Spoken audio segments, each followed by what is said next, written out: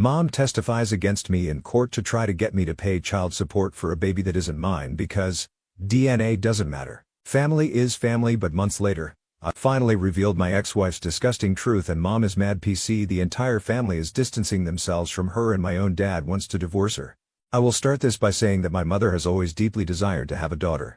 This was something she had dreamed of for as long as I can remember. Her excitement was palpable when she and my father discovered they were expecting their first child, which happened to be me. However, everything changed the moment she learned I was going to be a boy. She was extremely disappointed, and this disappointment wasn't something she kept to herself. In fact, she has recounted this story to me on numerous occasions throughout my life, making it clear that she had always wished for a different outcome. My parents did plan to have more children, since my mother in particular had her heart set on having a daughter. Unfortunately, life had other plans. After I was born, my mother started experiencing severe health complications, which over the years made it impossible for her to carry another child. The idea of never being able to conceive again was devastating for her. I can only imagine the emotional weight of that loss, and it's one I think she still carries to this day. It must have been an incredibly painful realization for her, that the dream of having a daughter would never come true. In the years that followed, my mother would often speak about her yearning for a daughter, a sentiment that seemed to intensify as time went on. I would notice how she doted on my female cousins, lavishing them with affection and attention that felt like an extension. The maternal love she had always hoped to give a daughter of her own. Whether it was through extra gifts, affection, or simply the way she treated them, there was a clear difference in how she related to them compared to me. Oddly enough, this behavior of hers didn't really bother me for much of my life. I had accepted that this was just who my mother was, and I didn't take her favoritism towards my female cousins personally. I knew she loved me, and for the most part, I was at peace with it. That is, until my ex-wife, Sophia, entered the picture. Sophia was the daughter of my mother's long-lost best friend from high school, someone my mother had reconnected with after many years of being out of touch. When my mother met Sophia for the first time, she was taken aback by how beautiful she was and instantly became fixated on the idea that Sophia would be the perfect match for me. At that time, I was single and my mother had been somewhat relentless in her efforts to set me up with various women, but none of those attempts really stuck. This time, however, she was determined and persistent. She kept telling me how stunning and wonderful Sophia was, how much we'd complement each other, and eventually it became almost an obsession for her. For weeks I endured her constant attempts to push us together and eventually I caved. Honestly, at that point, I agreed to the blind date more out of a desire to quieten my mother than out of any real curiosity or interest. I just wanted her to stop talking about Sophia and let me go about my life. When I finally met Sophia, my first impression matched everything my mother had told me. She was, without a doubt, incredibly beautiful. But as the evening progressed and we got to know each other a little better, I realized there wasn't much substance beneath her beauty. One of the first things I always try to learn about someone is what drives them, what their goals are, and what dreams they have for their future. When I asked Sophia what she wanted to do with her life, her answer surprised me. She told me without hesitation that her dream was to be a stay-at-home mom. That's when I felt a sense of discontent. It's not that there's anything wrong with wanting to raise a family, but at that point in my life, I had very different ambitions. I wasn't even thinking about having children anytime soon, and I expected to be with someone who had aspirations beyond just starting a family. So naturally, I asked her what she planned to do in the meantime, before she had children, and her response left me even more perplexed. She simply replied that she just wanted to be a stay-at-home wife. I looked at her perplexed as she went on to explain that her mother had always been a stay-at-home mom for as long as she could remember, up until her dad passed away, and that, in her eyes, this was the secret to her parents' successful marriage. While I could respect that it worked for her family, it felt completely different from what I was looking for in a partner. I wanted someone with passion, someone driven by a sense of purpose, whether in a career or a personal pursuit. The idea of someone wanting to be a stay-at-home spouse from the start didn't align with my values. At the time, Sophia and her mom were living with their uncle, who was covering all their expenses since her mother still didn't want to work. When I came back from that first date with Sophia, I was undeniably disappointed. I had gone into the date with low expectations, mostly because I wanted to appease my mother, but coming out of it, I knew this wasn't what I was looking for. Naturally, my mother wasn't too pleased when I shared my thoughts. In fact, she was visibly upset, almost as if I had personally wronged her by not giving Sophia what she considered to be a real chance. She kept telling me that I hadn't taken the time to truly get to know Sophia, insisting that if I just tried a little harder, I would see what she saw. But I had made up my mind. I told her as firmly as I could to let the idea of us go and that it was best if we both moved on. I should have known better though. My mother was not someone who gave up easily, especially when she had her heart set on something, or in this case, not too long after that, my mother invited me over to her house, which wasn't unusual. She would often ask me to come by for dinner or just to catch up, but this time when I arrived, I noticed that Sophia was there as well. Apparently, my mother had taken it upon herself to invite Sophia over too, so she could force another meeting between us. Once I arrived, both my mother and father hurried out of the house with almost mischievous smiles saying, "Enjoy your date." I was absolutely mortified. Judging by Sophia's reaction, I'm sure she felt the same. We stood there for a moment, awkwardly looking at each other, neither of us knowing quite what to say or how to handle the situation. It was like being set up on a date you hadn't agreed to right in the middle of my own parents' home, with no escape in sight. For a few minutes, we just stood there in silence, unsure of what to do. I could have easily made an excuse and left, but I didn't want to embarrass her further. After all, she was as much a victim of my mother's overzealous matchmaking as I was. So instead of bolting, we both exchanged awkward laughs, acknowledging how bizarre the situation was, and eventually sat down to talk. I figured since we were already there and had nothing better to do, I might as well ask her to tell me more about herself. She admitted rather openly that she had liked me after our first date and was under the impression that I had liked her too. But then when I never called her back or made any effort to reach out, she was left feeling confused. I told her as gently as I could that while she was indeed a kind and beautiful person, I felt like we had very different goals in life since she desired to be a stay-at-home wife. Sophia then explained to me that her intention wasn't just to sit around the house doing nothing, even if we didn't have children right away. She started to talk more about her volunteer work at the church and how she dedicated her days to working with children and helping those in need. Her explanation gave me a new perspective. I started to see another side of Sophia, one that I hadn't fully appreciated before. I realized that at her core, Sophia seemed to be a genuinely warm, kind person. Or at least that's how she portrayed herself to me initially. Although she wasn't exactly driven by career ambitions or lofty personal goals, she seemed to have found her purpose in caring for others, and that level of generosity of spirit is rare. So despite the reservations I had and the lingering doubts about our compatibility, I decided to take a leap and ask her out on another date. Sophia and I ended up dating for about a year before we decided to take the next step and get engaged. I had also been promoted at work during this period, which significantly boosted my income and gave me a sense of stability. I felt financially comfortable enough to support Sophia. Once we got married, which gave me the confidence to propose to her. However, the timing of the proposal wasn't entirely my decision alone. Both our mothers, particularly mine, had been subtly pushing for us to get married sooner rather than later. They kept reminding us that Sophia's biological clock was ticking even though neither of us had immediate plans to start a family, but the pressure from them was ever present and their insistence made me think that getting married sooner was the natural next step. When we finally got engaged, my mother, true to her nature, took charge of the wedding planning. She insisted on having a grand ceremony, sparing no expense and offered to pay for the entire event herself. My mother was determined to make Sophia's dream wedding come true, as if it were her own daughter's wedding. A gesture that was both generous and somewhat overwhelming. From the venue, to the flowers, to the guest list, no detail was too small for her to obsess over. The ceremony ended up being incredibly lavish, but much grander than I had anticipated, but seeing how happy Sophia was made it all worthwhile. After the wedding and the honeymoon, I quickly resumed my routine at work, diving back into my job, which was more demanding than ever due to my recent promotion. Meanwhile, Sophia moved into my place, and just as we had discussed before, she began to fully embrace her role as a stay-at-home wife. She wasn't idle, though. True to her word, she continued her volunteer work at a church in my locality, which she had always been passionate about. However, it wasn't long after we settled into married life that I started noticing some things about Sophia's routine that seemed off. Since we had never lived together before, I was learning all these little details about her day-to-day habits that I hadn't been aware of when we were dating. One thing that really stood out was how she regularly insisted that I send money to her mother every month. She argued that we had more than enough and that as a good son-in-law, it was my duty to help support her mom. I found it odd, especially since this was never brought up before our marriage. I had always assumed her uncle took care of her mother's needs, but now, out of nowhere, I was expected to contribute financially. Secondly, Sophia would often go out and come back home really late in the evening. I expected that since she was a stay-at-home wife, she'd be at home more often, handling household things like cooking, cleaning during the day.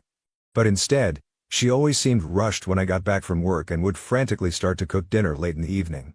Whenever I asked about why she was coming home so late, she would tell me how she was helping someone, whether it was a homeless person she met or a kid from the community who needed some guidance. I didn't want to discourage her from doing what she felt was meaningful, but at the same time I thought there was at least an understanding that as a homemaker she would handle certain household responsibilities. This wasn't happening. Our meals were often late. She'd throw something together at the last minute.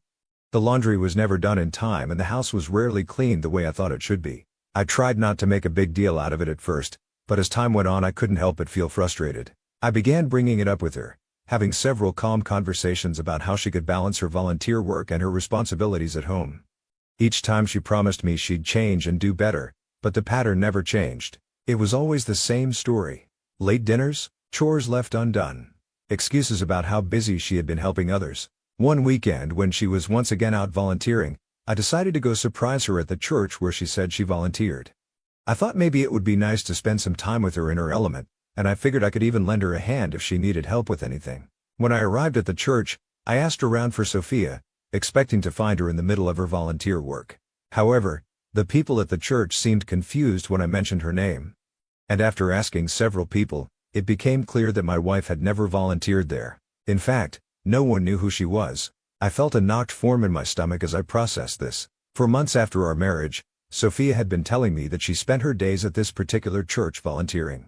But now I was hearing that she hadn't even set foot in the place. I kept trying to convince myself that maybe I had made a mistake, perhaps I had misunderstood the name of the church, or maybe she volunteered somewhere else nearby. Later that evening, when she came home, I decided to play it cool. I casually asked her how her day was, and she launched into her usual explanation of how hard she had worked that day, telling me in detail about all the people she had helped and the things she had accomplished. After she finished, I asked her directly what church she had been volunteering at, just to see if she'd give me the same answer. Sure enough, she repeated the name of the church I had visited earlier, the same one where I'd been told she didn't work. That's when it became clear to me that something was seriously wrong.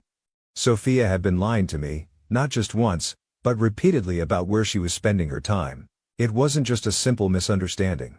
She had been deliberately deceiving me and I couldn't figure out why. What was she really doing all day? Why was she lying to me over and over again?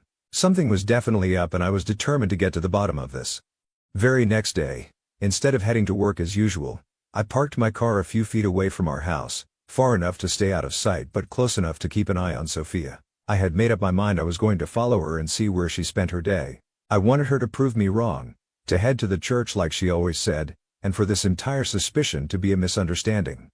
I was even mentally preparing myself to confess to her later, apologize for doubting her, and explain that I had let my insecurity get the best of me. But what unfolded next was something I could never have prepared for. An hour after I left the house, I saw her walk out the front door, but instead of the usual conservative clothes that she often wore around the house or around me, she was dressed completely differently in shorts and a tank top, an outfit I had never seen her wear before.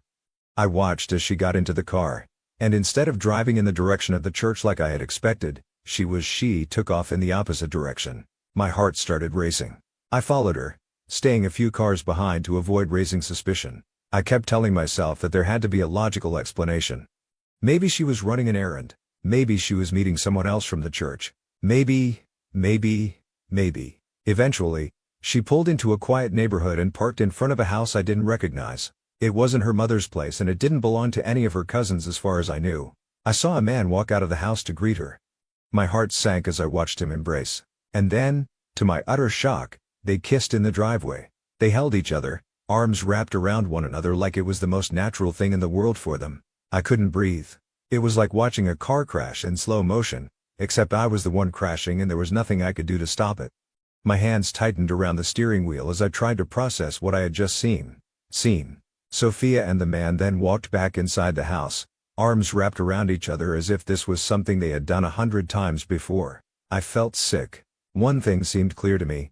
This wasn't just a random fling or a one-time mistake. The way they interacted, the comfort between them, it was clear that this was a long-standing affair. My heart felt like it had been ripped out of my chest. All the doubts, the odd timings, the strange excuses, it all started to make sense now. She had been living a double life, lying to me about where she spent her time, while carrying on this affair right under my nose. My first instinct was to call my mother. I wanted to vent, to tell her everything, to hear her voice and get some sort of comfort, but I knew if I told her she would no doubt call Sophia immediately, either out of anger or shock, and that would tip Sophia off. I didn't want Sophia to know that I had found out, at least not yet. I needed proof. I needed concrete evidence of her affair so that when the time inevitably came to confront her, I would have everything I needed to end this marriage. I had to be smart. For 2 weeks after that shocking discovery, I channeled all my energy into gathering the evidence I needed to finally confront Sophia and initiate the divorce. During this time, I met with a lawyer to ensure that my assets would be protected as much as possible when the divorce went through. I knew that Sophia and I didn't have a prenuptial agreement, and I wanted to make sure that the fallout from this betrayal didn't leave me in financial ruin. The evening I finally confronted Sophia felt surreal. I sat her down, calmly told her that I knew about her affair. She looked shocked at first and even tried to argue, to deny what I was saying, but I had come ready for this. One by one, I presented her with all the evidence I had collected over the past month. Photos of her with the man, screenshots of their text messages I had collected from her phone, and even records of the days she had lied to me about being at church. With every piece of evidence I revealed, she knew there was no way to talk her way out of this. Finally, begrudgingly, she confessed. She admitted that the man she was seeing was her high school boyfriend, which I had already figured out after doing some research and finding him on Facebook. She tried to downplay the entire affair, saying that she was just being stupid and that she was just fooling around with him. Nothing serious. She insisted she didn't intend for things to go as far as they had. I wasn't buying it. I looked her in the eyes and firmly told her that I was going to divorce her. She was stunned. I think in some part of her mind, she believed she could talk her way out of it, that I would somehow forgive her or be swayed by her excuses. But when she realized that I was serious, she tried to fight it. She begged me to reconsider, saying that she could change and that we could work things out. But her pleas fell on deaf ears.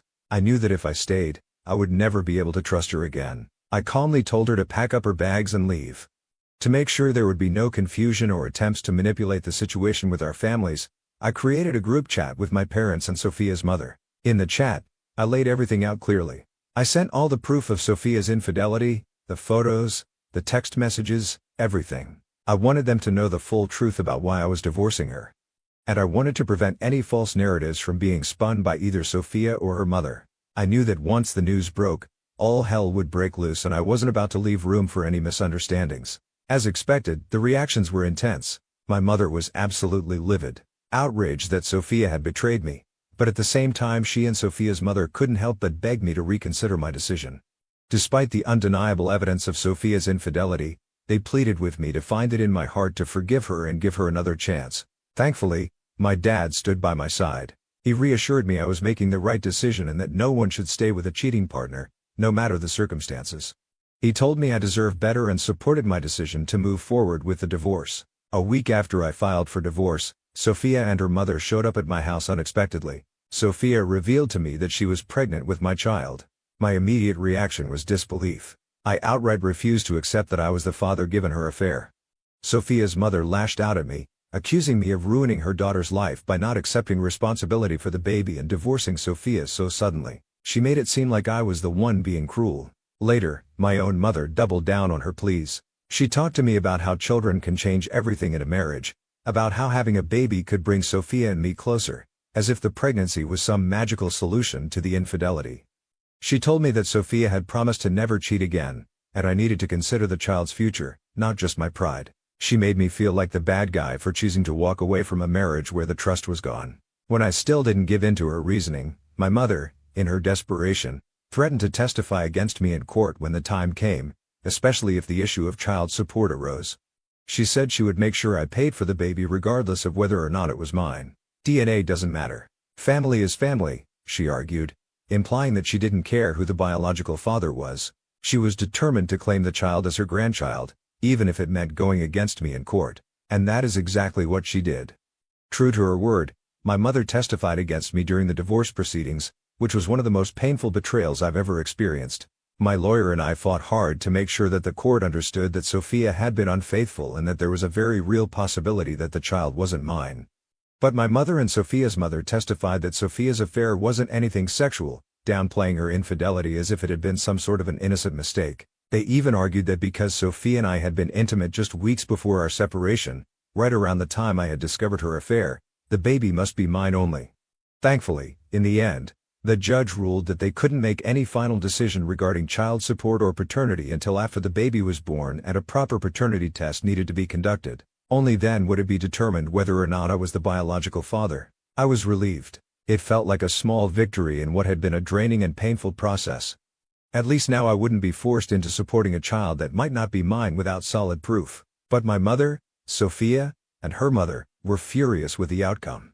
My mother later came up to me and told me how she wished I was not her child, and that if I was truly a man, then I should pull my pants up and accept Sophia's child as mine, regardless of what the paternity test proves. Over the past months, my mother has gone around bad-mouthing me to everyone in our family, painting me out as the villain who destroyed my marriage over what she insisted was just Sophia's one-time mistake. No matter how much proof I presented or how many logical arguments I made, my mother clung to her narrative, blaming me for everything that had gone wrong. So you could imagine my satisfaction when the day finally came for the paternity test results. Sophia gave birth to a girl this week and we promptly had the test done. It turned out that the baby did not belong to me as expected. When I shared the results with Sophia, she broke down in tears, pleading with me to accept the child. She argued that her friends and family were going to shun her and her daughter if I didn't step up and take responsibility. I felt a deep pit of sympathy for her situation, but it didn't change the fact that I was not the father. "I'm sorry, but I can't do that," I told her firmly. "It's no longer my responsibility." Since then, Sophia has continued to call me and leave me voice messages begging me to reconsider. Ida for not claiming Sophia's baby as mine? Update 1. So for everyone asking, Sophia is arguing that since I probably won't have kids anytime soon, I should think of this baby as mine, even though she cheated on me. She also revealed that the guy she was having an affair with, sweetheart, had refused to marry her. In fact, he has never been ready to settle down, which is why she had to marry me in the first place. It's clear she wanted to use me as a cash cow while continuing her affair with him. Honestly, I hope she at least takes him to court for child support. But at this point, I just don't care anymore. Update 2. I took everyone's advice and made a Facebook post to publicly announce that I am not the father of Sophia's child. I was tired of my mom supporting Sophia after the way she had cheated on me and wanted to humiliate her just the way she had done to me for months on end. Well, guess what? After I made my post calling out my mom for backing Sophia, she called me furious because people had started to turn on her. She accused me of betraying her, which was ironic since she was the one who actually backstabbed me by testifying against me in court and trying to make me pay child support. A lot of my mom's friends and relatives had actually believed her at first, but now with the paternity test results in, it is clear that my mom was wrong about Sophia. People are calling her out in the comments of my post as well as to her face, telling her she needs to be a better parent to me and how I am the actual victim in this situation. After my mother called to yell at me, she and Dad ended up having a huge fight. He was fed up with her constantly bullying me and threatening to leave her if she didn't drop her crazy idea of forcing me to accept Sophia's child even though it's not mine. Update 3. It's been 5 months since my last update. My parents have decided to separate this past month. This is because my mom has refused to change and has even started calling herself grandma to Sophia's baby. She's been giving Sophia money every month and even volunteers to babysit her child. It seems like she's finally living out a dream of having a long-lost daughter just like she had always wanted. However, my dad has grown tired of this as he feels this is borderline inappropriate, and wants nothing to do with Sophia or her child. This has resulted in multiple fights where my mother has refused to take accountability. As a result, my dad has moved out and has been staying with me. It breaks my heart that my mom is choosing to focus on my cheater ex-wife's daughter over her own family. Anyway, my dad will be talking to a lawyer this week and moving forward with the divorce.